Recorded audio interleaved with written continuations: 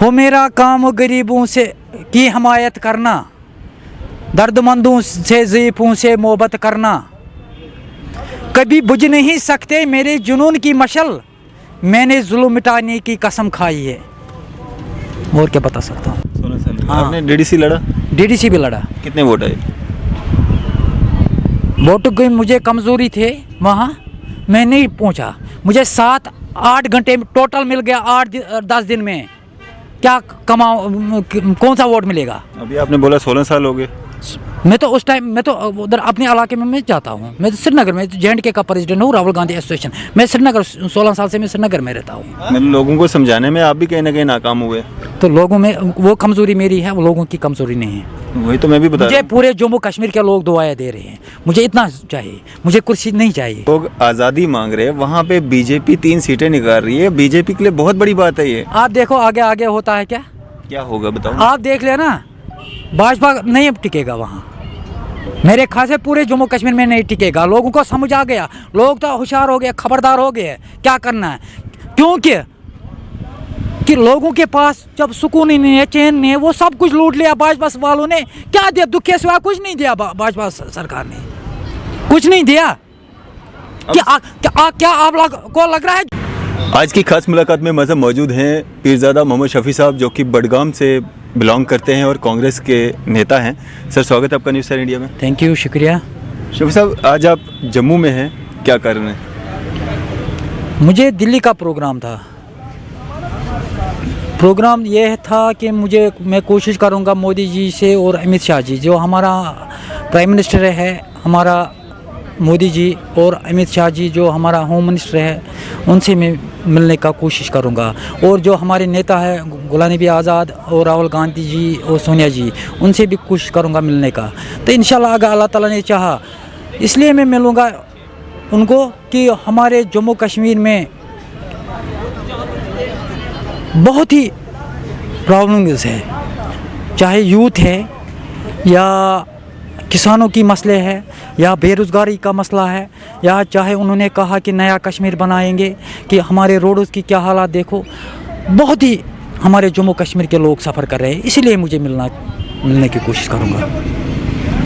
और क्या क्या दिक्कतें, क्या क्या बदलाव आप देख रहे हैं जब से 370 और 35 से तोड़ा गया था? आपका एक बयान भी आया था कि खून की नदियाँ बहेंगी, तो कुछ वैसा हुआ नहीं।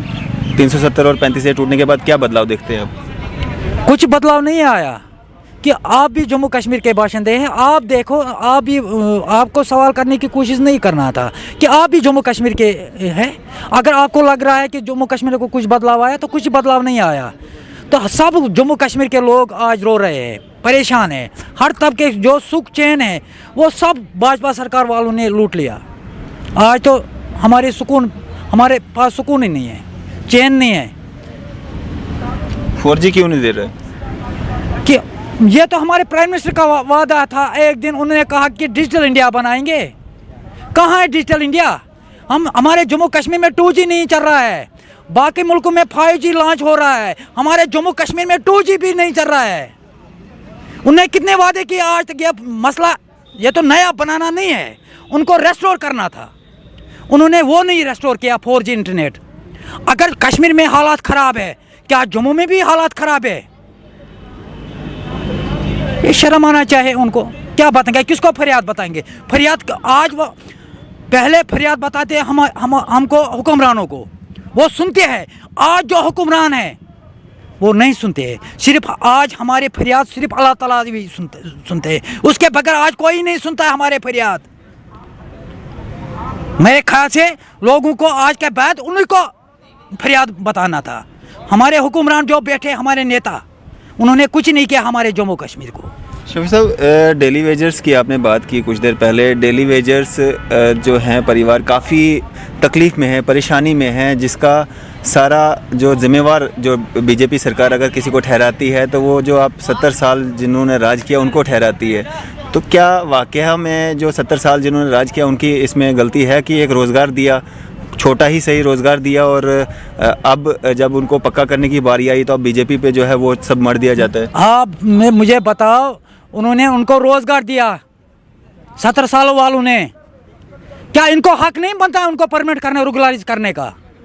उनको हक नहीं बनता है। अगर 70 सालों में कांग्रेस वालों ने उनको बनाया दिया, आज तो हक बनता है इनको परमानेंट रेगुलराइज करने का। अगर उनको हमारा मुल्क बचाना है, हमारे जम्मू कश्मीर बचाना है, उनको रेगुलराइज करना है। क्या भाजपा वाले नहीं करेंगे? इंशाल्लाह अल्लाह ताला के मदद से ये लड़ाई लड़ते रहेंगे। जो हमारे डेलीवेजर मुलाजिम सफ़र कर रहे हैं 10-15 साल से, इंशाल्लाह लड़ाई लड़ते रहेंगे। शफीक साहब, रिस्क अलाउंस की अगर हम बात करें, जिस तरह से जितनी भी सेंट्रल फोर्सेस हैं उनको रिस्क अलाउंस जो है लगभग 17,000 के करीब मिलता है, वहीं रिस्क सबसे ज़्यादा जम्मू कश्मीर में अगर किसी को है तो वो जम्मू कश्मीर पुलिस को है। तो उनके साथ इतनी बड़ी बेइंसाफ़ी क्यों हो रही है? अगर यूनियन टेरिटरी बन चुका है, सेंटर के सारे लॉज यहाँ पर लागू हो चुके हैं, रिस्क अलाउंस के नाम पर उनको सिर्फ 75 रुपये मिलते हैं। क्या ये जायज़ है? क्या ये एक करप्शन का एक बहुत बड़ा एक हब नहीं है? जो जम्मू कश्मीर पुलिस है उनके साथ नाइंसाफ़ी हो रहा है। जो 24 घंटे ड्यूटी दे रहे हैं, सीआरपी वाले भी वही ड्यूटी दे रहे हैं। जम्मू कश्मीर पुलिस, मेरे ख्याल से जम्मू कश्मीर का पुलिस है ना, वो उनसे ज़्यादा ड्यूटी दे रहे हैं। उनको हक बनता है वही 17,000 17,000। क्या उनको हक नहीं बनता है? उनको पहले हक बनना चाहिए। जो 17,000 रुपया risk allowance Jammu Kashmir police को, उनको हक मिलना चाहिए। वो अपना हक उनको मिलना चाहिए।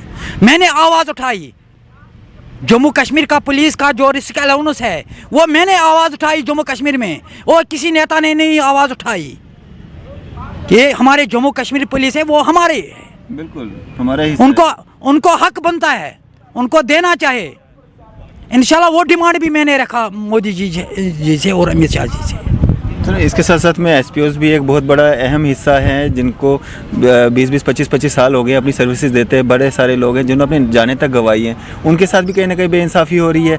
उनसे भी ड्यूटीज़ जो हैं 24-24 घंटे ली जाती हैं, और उनके लिए कोई पॉलिसी नहीं है, जॉब पॉलिसी नहीं है, कोई उनको उम्मीद नहीं है कि हम 5 साल के बाद, 7 साल के बाद, 10 साल के बाद, 15 साल के बाद कहीं पक्के हो जाएंगे। वो कोई पॉलिसी नहीं है अभी तक अंधकार में वो लोग। उनके लिए क्यों नहीं आप कुछ लड़ाई लड़ते हैं? क्यों नहीं? मैं बार बार करता हूँ उनकी बात। जो एसपीओ हमारे भाई सफ़र कर रहे हैं, 6,000 रुपये में क्या आते हैं आजकल? कुछ नहीं आती है। 6,000 में कुछ नहीं आती है। हमारे प्राइम मिनिस्टर मेरे ख्याल से लाखों की सूट पहनते हैं, लाखों का सूट पहनते हैं।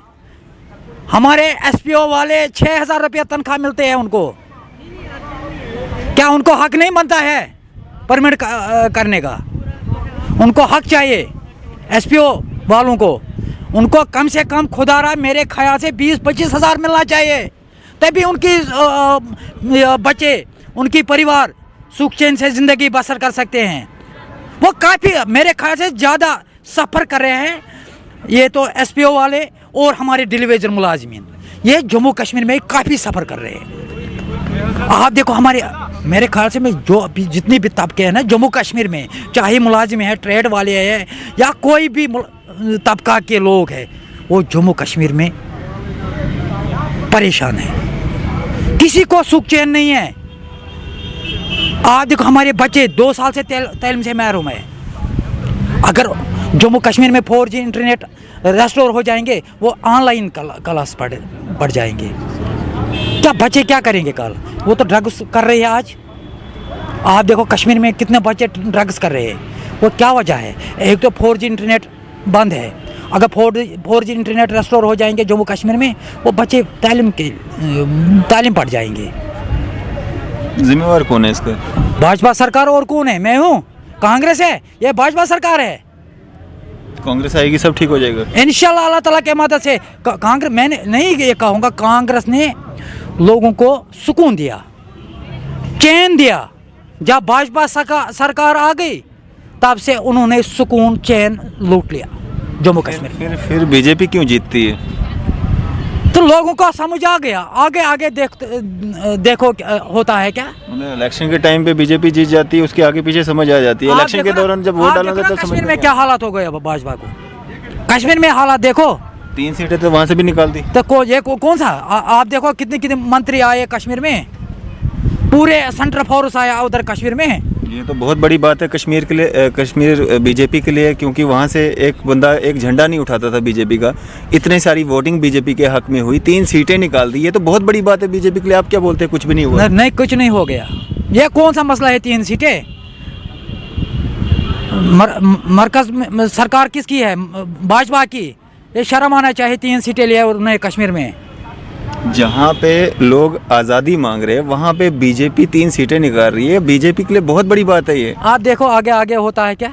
क्या होगा बताओ? आप देख लेना, भाजपा नहीं टिकेगा वहाँ। मेरे ख्याल से पूरे जम्मू कश्मीर में नहीं टिकेगा। लोगों को समझ आ गया, लोग तो होशियार हो गए, खबरदार हो गए क्या करना है।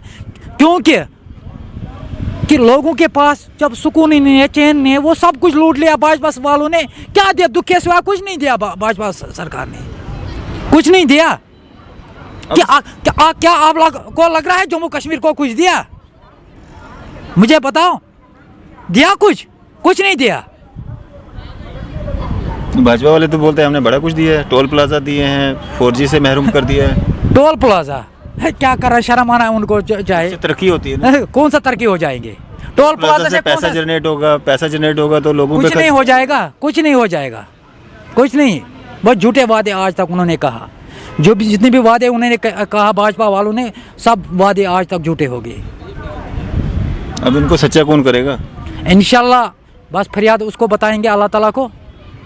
कांग्रेस तो कहीं दिख नहीं रही है, कोई ऑपोजिशन नहीं, कोई बात नहीं। आप तो बोल रहे हो, आप तो बोल रहे हो, लेकिन आपने एक आजाद साहब से भी नहीं ना काम बनेगा। बनेगा क्यों नहीं? इंशाल्लाह आजाद साहब हमारा बब्बर शेर है। पीछे लोग भी तो इकट्ठे होने चाहिए। इंशाल्लाह हो जाएंगे। आजकल लोगों को पता चल गया कि आजाद साहब ने क्या किया जम्मू कश्मीर को। लोगों को समझ आ गया आजाद साहब ने क्या किया हमारे जम्मू कश्मीर के लिए। बहुत ही कुछ दिया आजाद साहब ने। कभी नहीं नेता पूरे मुल्क में, पूरे हिंदुस्तान में नहीं नेता मिलेगा आजाद साहब के बगैर। आप सियासत कब से कर रहे हैं? मुझे 16 साल हो गया। 16 साल। हाँ। आपने डीडीसी लड़ा? डीडीसी भी लड़ा। कितने वोट आए?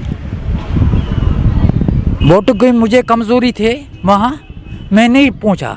मुझे 7-8 घंटे टोटल मिल गया 8-10 दिन में। क्या कमाओ, कौन सा वोट मिलेगा? अभी आपने बोला 16 साल हो गए। मैं तो उस टाइम मैं तो उधर अपने इलाके में मैं जाता हूँ। मैं तो श्रीनगर में JNK का प्रेसिडेंट हूँ, राहुल गांधी एसोसिएशन। मैं श्रीनगर 16 साल से मैं श्रीनगर में रहता हूँ। मतलब लोगों को समझाने में आप भी कहीं ना कहीं नाकाम हुए। तो लोगों में वो कमजोरी मेरी है, वो लोगों की कमजोरी नहीं है। वही तो मैं भी बता रहा मुझे पूरे जम्मू कश्मीर के लोग दुआएं दे रहे हैं। मुझे इतना चाहिए, मुझे कुर्सी नहीं चाहिए। किस बात के लिए? क्या किया आपने? कि लोगों की आवाज़ उठाते रहता हूँ, जो गरीब मजलूम की आवाज़, उनके सिवा क्या। मीडिया के सामने आप आवाज़ उठाते हो, कहीं रोडों पे नहीं, कहीं सड़कों पे नहीं, कोई प्रोटेस्ट नहीं, वो क्यों नहीं करते? आप मेरा फेसबुक चेक करो, पीरज़ादा मोहम्मद शफी चेक करो, पीरज़ादा मोहम्मद शफी आप देखो प्रोटेस्ट कौन कर रहा है। आज जितने भी नेता है हमारे जम्मू कश्मीर में, वो चुप कर बैठे हैं। चुप करके क्यों बैठे? उनको मेरे ख्याल से भाजपा सरकार ने उनको ज़बानी बंद रखा है। डरते हैं ना, वो जेल में डालते हैं। पुराने गुनाह किए हुए हैं तो इसीलिए डरते हैं। तो वही जिसने वो गुनाह किया तो वही डरेगा ना। मैंने गुनाह नहीं किया था, मैं क्यों डरूंगा? मैं डरता हूँ सिर्फ अल्लाह ताला को जिसने मुझे पैदा किया है। मैंने कोई गुनाह नहीं किया था, मैं क्यों डरूंगा? डरता वही हूँ जो गुनाह करेगा उसको भुगतना पड़ेगा। बिल्कुल। मैं उसी को डरता हूँ जिसने मुझे पैदा किया, अल्लाह ताला ने। अभी आप दिल्ली जा रहे हैं, नरेंद्र मोदी अमित शाह से मिलने के लिए जा रहे हैं। कोई मेमोरेंडम बनाया होगा, कोई मांगे रखी होंगी। हाँ, तो कहाँ पे हैं, क्या क्या मांगे रखी? वो रखा मैंने डिमांड रखी है। मुझे यहाँ आने, मुझे पता नहीं, मुझे इधर आना था, मैं दिखाऊंगा। क्या मांगे रखी? पूरी एक तो हमारे मुलाजिमिन है, टेलीविजन मुलाजिम, उनकी सफ़र कर रहे हैं।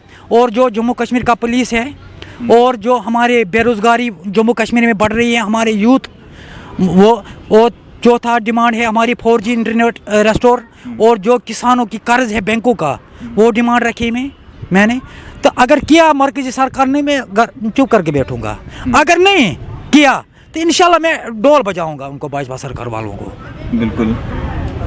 तो अब आगे की रणनीति कैसी रहेगी? किस तरह से सियासत की जाएगी? किस तरह से इस सब माहौल को, जिस तरह से आप बता रहे हैं सब भाजपा ने ख़राब कर दिया, ठीक कैसे कर सकते हैं इसको? इंशाल्लाह लोगों को समझ आ गया। इंशाल्लाह अल्लाह ताला के मदद से, अगर अल्लाह ताला ने ज़िंदगी दी है, पहले अल्लाह ताला को ज़िंदगी पूरे जम्मू कश्मीर को सही सेहत सलामत रखना चाहिए। उसके बाद इंशाल्लाह आप देखो इलेक्शन के टाइम में इंशाल्लाह मुझे पूरा भरोसा है जम्मू कश्मीर के लोगों पर।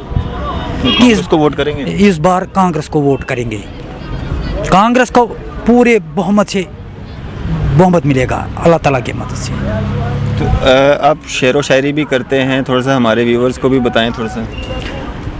हो मेरा काम गरीबों से की हमायत करना, दर्दमंदों से ज़ईफ़ों से मोहब्बत करना, कभी बुझ नहीं सकते मेरे जुनून की मशल, मैंने जुल्म मिटाने की कसम खाई है। और क्या बता सकता हूँ।